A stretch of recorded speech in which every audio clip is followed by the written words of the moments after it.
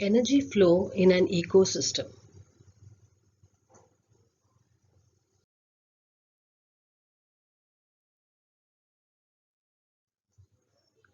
This chapter deals with the following topics, that is the food chain and a food web, trophic level, energy pyramid, biogeochemical cycles and the factors affecting them, and those cycles are the carbon cycle, oxygen cycle and nitrogen cycle.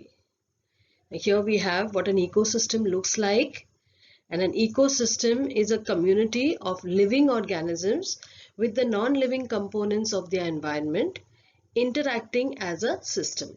So here we see the plant community, the habitat of animals, okay, the soil, organisms living in soil, minerals, rocks, fishes, plants, animals, all interacting with solar radiation, other disturbances like burning, okay, moisture in the form of rain. So we have different abiotic, that is the non-living, and the biotic, which is the living organisms interacting with each other and forming a system, which is called the ecosystem. Interactions go on continuously between producers, consumers, and decomposers. There is a definite sequence in these interactions, and that sequence is called a food chain. Each food chain consists of 4, 5, or even more links. The links are this producer, the grasshopper, the frog, snake, hawk, and the decomposer. Okay. Now, a food chain is the sequence of transfers of matter and energy in the form of food from organism to organism.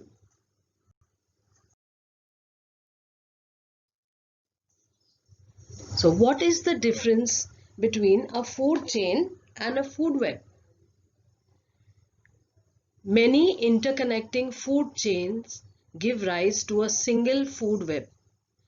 A food chain is a small portion of a very large food web.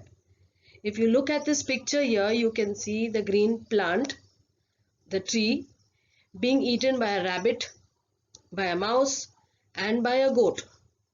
Then we find the rabbit being eaten by the wild cat, by the jackal, the mouse being eaten by the owl, by the snake, and by the wild cat.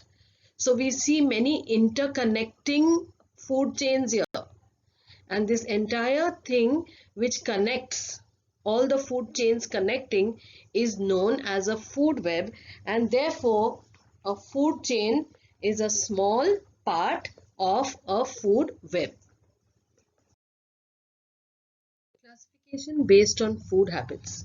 We use a lot of terms in this lesson, and let's see what they mean. According to food habits, we have herbivores which feed on plants, carnivores which feed on herbivores, and omnivores which eat things of plant origin as well of animal origin. The examples of omnivores are sparrows, bears, human beings. Then we have another type of classification on types of nutrition, where we have autotrophs which synthesize their own food during the process of photosynthesis, and heterotrophs who obtain food from taking in and digesting animals and plants. The modes of nutrition or the types of nutrition are heterotrophic and autotrophic. And under heterotrophic, we have saprotrophic nutrition, where these saprophytes live on dead and decomposed matter. Parasitic nutrition, where the organism attaches itself to a host and takes the nutrition from the host. And we have holozoic nutrition, where it's like a human being, where we eat from outside, we take in the food and we digest within our cells. And in autotrophic nutrition, we have photosynthesis. Then we have biotic components, which are the producers, consumers, and decomposers. Biotic meaning the living, and abiotic, which is soil, air, water, etc., the non-living components. Pyramid showing you the trophic levels.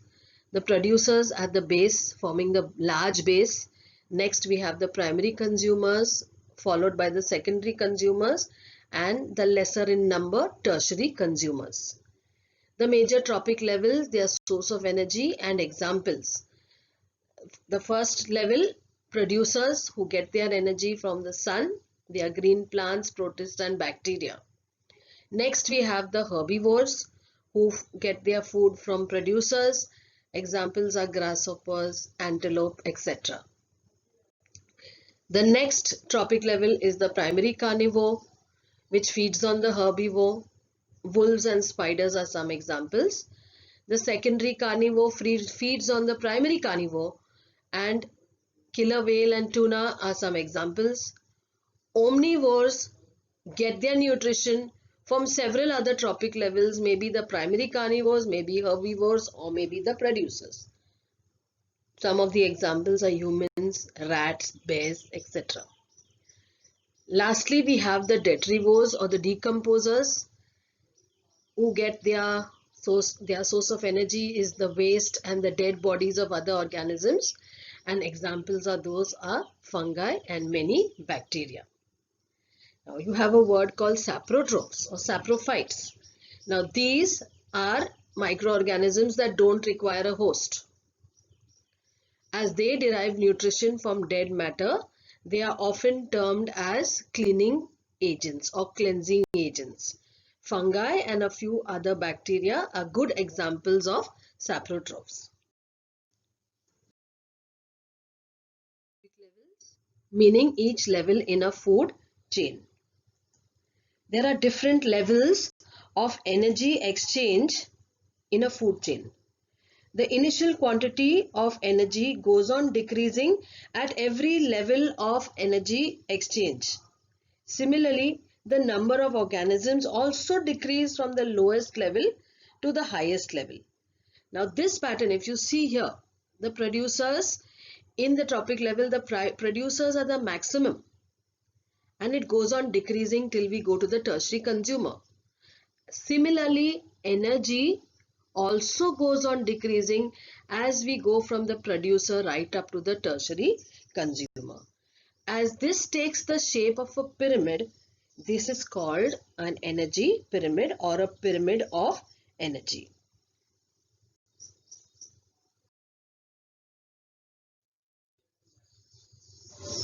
The flow of energy in an ecosystem. The sun is the most important source of energy in any ecosystem. Green plants of the ecosystem store some of this solar energy in the form of food. Before reaching the decomposers, this energy is passed from one trophic level to the next. Decomposers give away some amount of energy in the form of heat.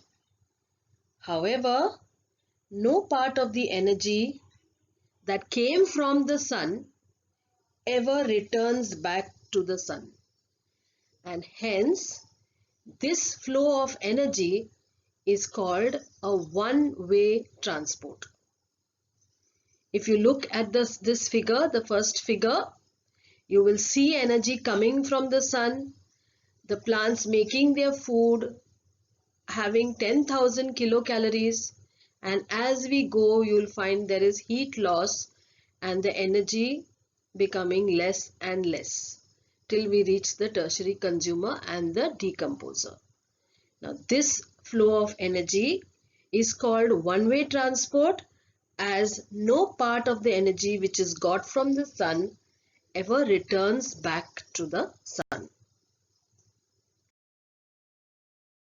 Biogeochemical cycles. All organisms need nutrients for their growth, and so the flow of nutrients in an ecosystem is cyclical.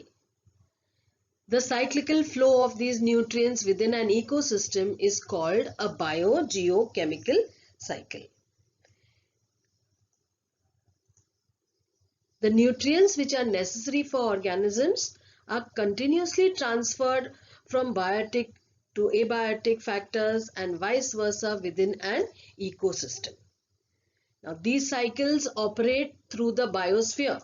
The biosphere is made up of the soil part, which is the lithosphere, the water part, which is the hydrosphere, and the gaseous part, which is the atmosphere.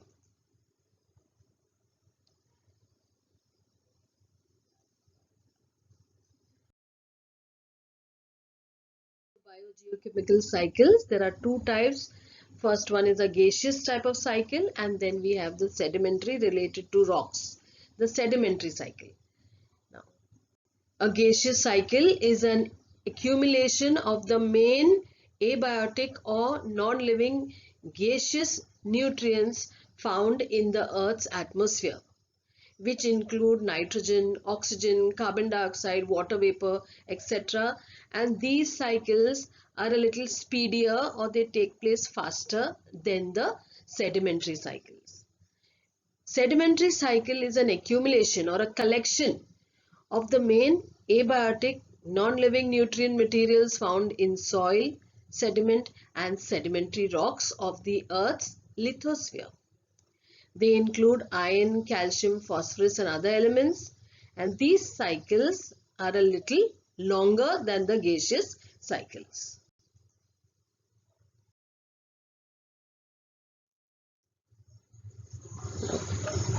The percentage of nitrogen is most in the atmosphere at 78%. Then we have oxygen, which is almost 21%, and carbon dioxide and other gases form 1.1% of the atmosphere. Now, the biogeochemical cycles that we are talking about are affected by climatic changes and human activities. Gaseous and sedimentary cycles cannot be separated from each other. They work in conjunction, in coordination with each other.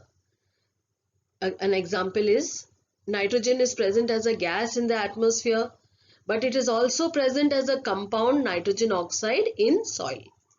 Similarly, carbon occurs in abiotic form in the Earth's crust as diamonds, coal, graphite, etc. But it also occurs in the atmosphere as carbon dioxide gas.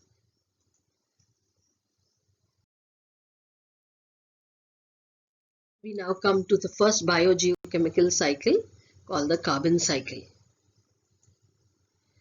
The circulation and recycle of carbon from the atmosphere to living organisms and after their death back to the atmosphere is called the carbon cycle.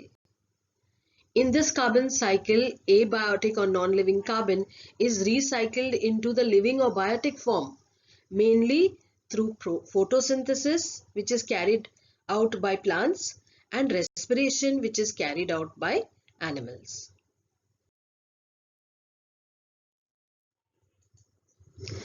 Now, what happens in a carbon cycle is plants convert carbon dioxide into carbohydrates during photosynthesis, and they also produce carbon compounds like proteins and fats. Now, herbivores feed on these plants and carnivores feed on the herbivores. In this manner, biotic carbon is transported from plants to herbivores, from herbivores to carnivores, and from carnivores to apex consumers. Now, after the death of all the types of consumers, then they are decomposed by decomposers like bacteria and fungi. Here again, carbon is released into the atmosphere to be used by living organisms. This is the carbon cycle.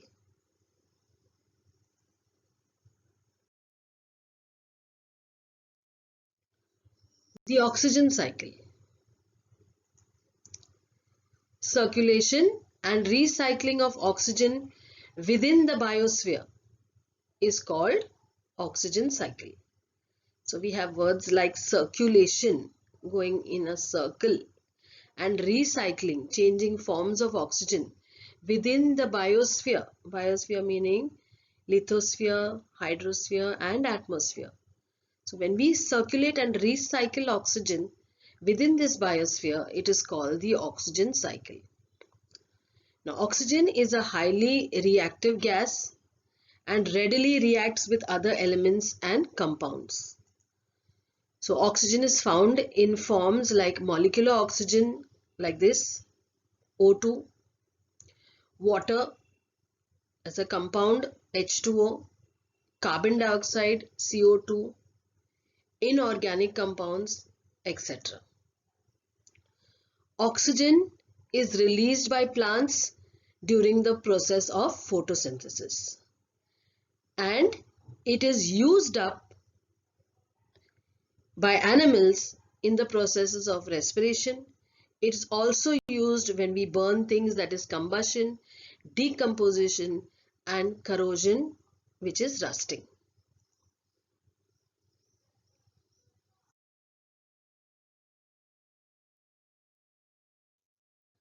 The nitrogen cycle. Again, we have the usage of words like circulation and recycle. So what is the nitrogen cycle? The circulation and recycling of nitrogen gas into the form of different compounds through various biotic and abiotic processes in nature is called the nitrogen cycle. All organisms participate in this cycle, as nitrogen is inactive. Unlike oxygen, it does not easily combine with other elements, and so most organisms cannot use this free form of nitrogen.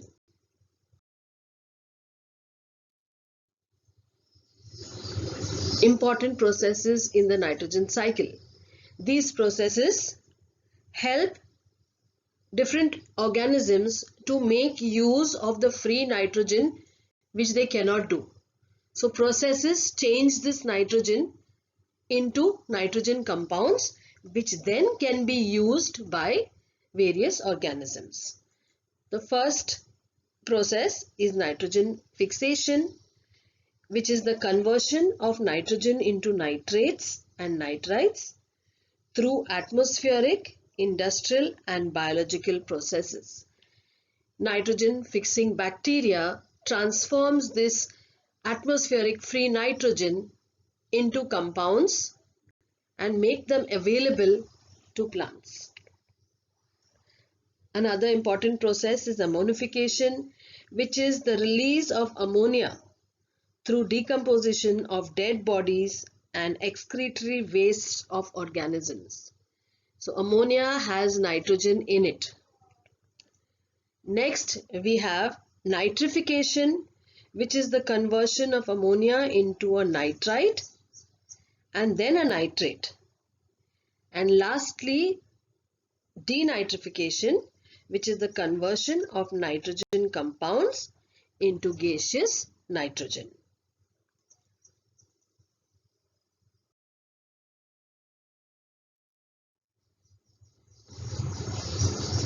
Some words used in this lesson which are explained here: biotic, abiotic, biogeochemical, ecosystem, photosynthesis, trophic level, decomposers, herbivores, carnivores, omnivores.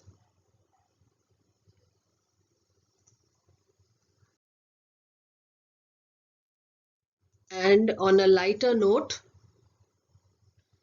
I hope this made you smile, where we have the plant so boastfully saying, I made this, I made my food. And then we have the heterotroph saying, just looking scornfully and saying, okay, I ate this.